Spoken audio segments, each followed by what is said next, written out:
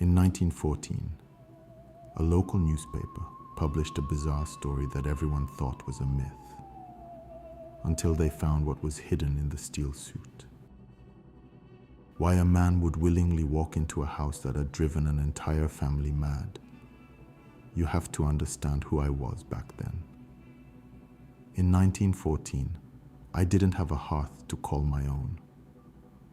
I was a drifter, a man who saw the world through the open doors of boxcars and the dusty stretches of the American railroad.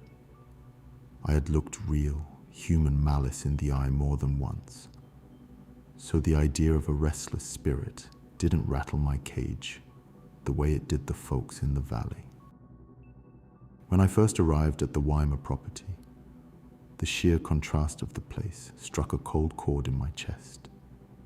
It wasn't some ancient, rotting shack. It was a beautiful, two-story brick dwelling, barely a few years old, flanked by green meadows. But the silence surrounding it was unnatural. No birds sang in the eaves. The front door swung slightly on its hinges, groaning against the afternoon breeze. I met Mr. Weimar at a safe distance from the property line. The man was a nervous wreck, his hands trembling so violently he could barely hold his pipe. He told me he'd give me food, a warm coat, and a fine .38 caliber Winchester rifle, loaded to the brim with ammunition, if I agreed to spend just 48 hours inside that house and rid him of the specter. "It ain't an ordinary spook, Sam," Weimar whispered, his eyes darting toward the empty windows of his own home. "It wears the garb of the dead, a heavy black cowl. It walks the rooms at midnight, dragging chains that sound like they were forged in the depths of the earth itself. It's ruined my harvest. It's ruining my mind." I took the Winchester. I took the silver coins he offered. And as the sun began to dip beneath the blue crest of the Virginia hills, casting long, bloody shadows across the valley, I stepped over the threshold and closed the door behind me. The first night was an exercise in waiting. I set myself up in the corner of the parlor, pulling a heavy wooden chair against the wall so nothing could creep up behind me.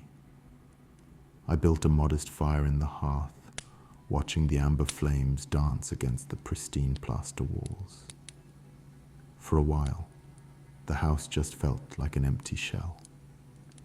I read a few passages from my pocket Bible by the flickering light to keep the gloom at bay, trying to convince myself that the local rumors were nothing more than country hysteria. But around 9 o'clock, the atmosphere shifted. The air grew bitterly cold. Not the clean chill of a Virginia autumn, but a heavy, stagnant frost that smelled faintly of damp earth and old iron. The fire didn't die out, but the light it threw seemed to shrink, swallowed by a thick, suffocating darkness that pressed in from the hallways. Then, right around midnight, I heard a deeply disturbing noise. Clang. Thud. Clang. It started directly above my head, on the second floor. It was the unmistakable rhythmic scraping of heavy iron links being dragged across the hardwood. Each step felt deliberate, agonizingly slow. I froze, my knuckles turning white around the stock of the Winchester. The sound moved toward the staircase. Every floorboard in that modern house seemed to groan under an immense, unseen weight. I stood up, my breath blooming in white plumes in the center of the room. I held the rifle at high port, waiting for whatever was coming down those stairs to show its face. But as suddenly as it had begun, the dragging stopped right at the top of the landing. The silence that followed was worse than the noise. It was a suffocating, ringing quiet that stretched on for hours, until the gray light of dawn finally broke through the dusty windows. I survived the first night, but I hadn't solved a thing. On the second evening, I knew I couldn't just sit in the parlor and wait to be hunted. I had promised Weimer I would face this thing, and a gentleman from the road doesn't break his word. I climbed the stairs early, before the sun had completely vanished, and chose an old iron frame bed in the master bedroom. I lay down with the Winchester resting flat across my chest, my finger resting lightly on the trigger guard. I didn't light a candle. I wanted the dark to be my ally this time. The hours bled together. Sleep was impossible. Every creak of the timber sounded like a footstep. My mind played tricks on me, shaping the shadows in the corner into hooded figures. Then the clock downstairs struck midnight. A loud, violent crash echoed from the hallway, followed immediately by the terrifying, frantic rumbling of those iron chains. It wasn't just walking this time, it was pacing, frantic and enraged, right outside my door. I didn't hesitate. I rolled off the mattress, dropped to one knee, and aimed the rifle directly at the bedroom door. The door slowly creaked open. Standing in the threshold was a towering, featureless void. A massive figure draped entirely in a heavy, pitch-black robe that swept across the floorboards. Where its face should have been, there was only a cavernous hood, completely devoid of features.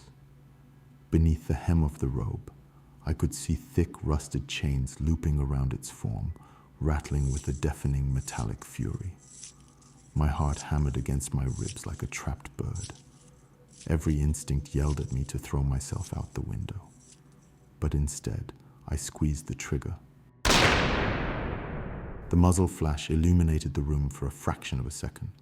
The lead bullet struck the center of the black mass with a sharp metallic clink, a sound that didn't make sense for a ghost.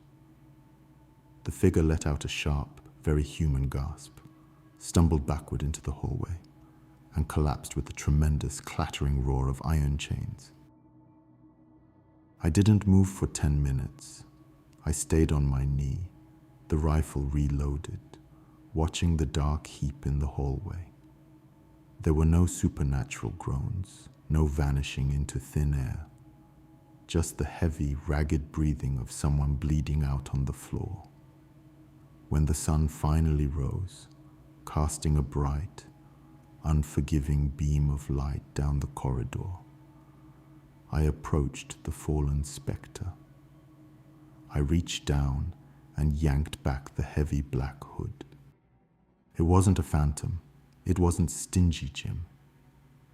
Beneath the disguise was a man the entire valley knew well, a neighboring farmer who had lived next to Weimer for decades. He had constructed a brilliant, terrifying apparatus. Underneath the black robe, he wore a complete, custom-made suit of heavy sheet iron armor, crudely riveted together. To deflect any common buckshot or pistol rounds the terrified occupants might fire at him, he had attached heavy logging chains to the legs of the armor to create the horrific, echoing din that had driven the Weimer family from their home. As I looked down at his pale face, the final, sinister piece of the puzzle fell into place. This man didn't want to haunt the house out of malice. He wanted the land. By fabricating a flawless, terrifying haunting, he had successfully forced G.O.W. Weimer to abandon his incredibly valuable farm and fertile fields.